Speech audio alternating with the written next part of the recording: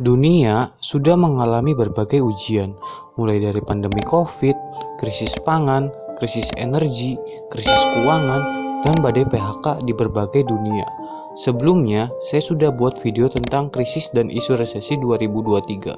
Kali ini, kita akan bahas badai PHK di tahun 2022. Kenapa sih bisa terjadi? Mari kita simak bersama.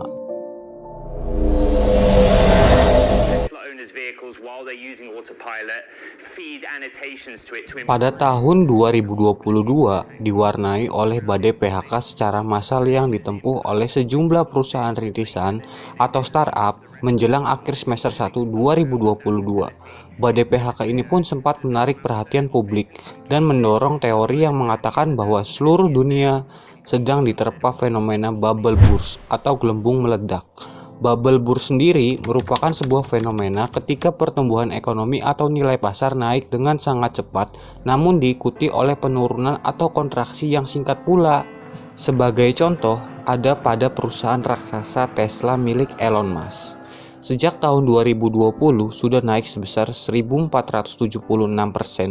dari harga $23 di tahun 2020 naik menyentuh all-time high pada $409, membuat Elon Musk menjadi orang nomor 1 terkaya di dunia. Namun hal ini tidak berlangsung lama. Pada tahun 2022, saham Tesla mengalami koreksi sebesar 59% dari all-time high-nya. Imbas ekonomi lesu dan inflasi di Amerika membuat Tesla harus mem-PHK-kan karyawannya sebesar 10%. Dan kekayaan Elon Musk menguap sebesar 134 triliun dalam sehari. Efek harga sahamnya turun. Cukup mengerikan, bukan?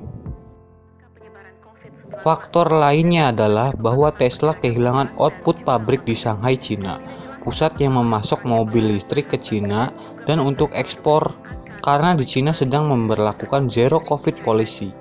Hal ini dapat membawa resiko bagi perusahaan di tengah tingginya persaingan. Dan pada bulan November 2022, rakyat Cina banyak melakukan demo akibat kebijakan zero COVID policy ini, meminta untuk Presiden Xi Jinping untuk turun.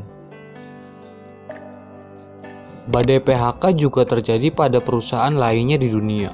Tercatat bahwa Amazon 10.000 karyawan di PHK, Meta 11.000 karyawan, Twitter 3.700 karyawan, Coinbase 1.100 karyawan, Microsoft 1.000 karyawan, dan Netflix 450 karyawan.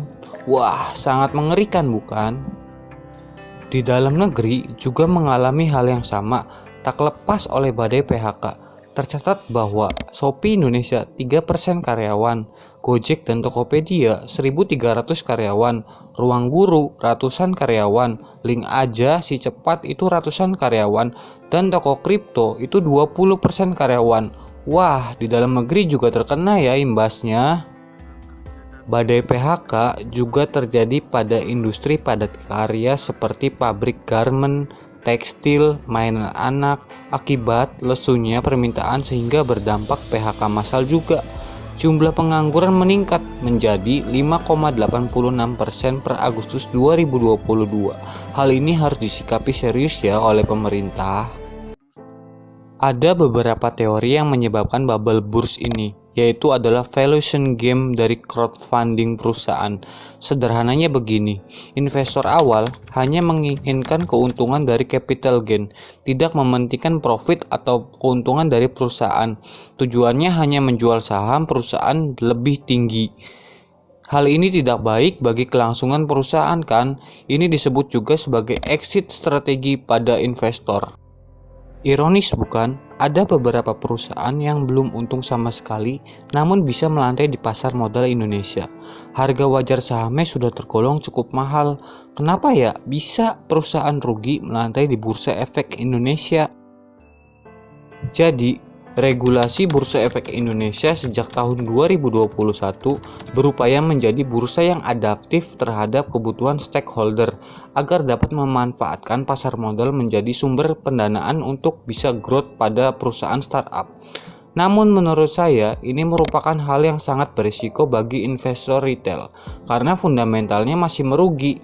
Jadi harus lebih berhati-hati untuk investor retail sebelum investasi investasilah terlebih dahulu dari leher ke atas. Baca laporan keuangan, laba perusahaan, harga wajar perusahaan, dan masa depan perusahaan agar kita bisa meminimalisir kerugian investasi di pasar modal, karena kita di pasar modal ingin mencari keuntungan. Ada beberapa fakta menarik pada perusahaan startup ini. Perusahaan merugi akibat dari royal kepada konsumen, yaitu bakar uang, mitra, dan gaji karyawannya yang cukup tinggi. Wajib digarisbawahi ya, fenomena bubble burst ini ada dampak baik dan ada juga dampak buruknya. Dampak baik yang pertama yaitu perusahaan menyumbang perputaran perekonomian negara di industri digital. Yang kedua, mampu menyerap lapangan pekerja sejak awal berdiri perusahaan baik mitra maupun karyawan.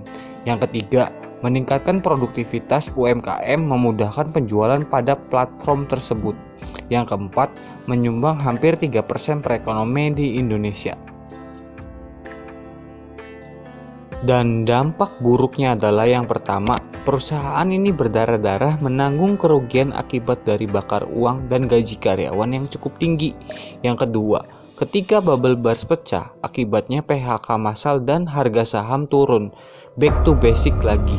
Yang ketiga, investor retail di pasar modal yang tidak mengerti akan fundamental akan merugi atau nyangkut.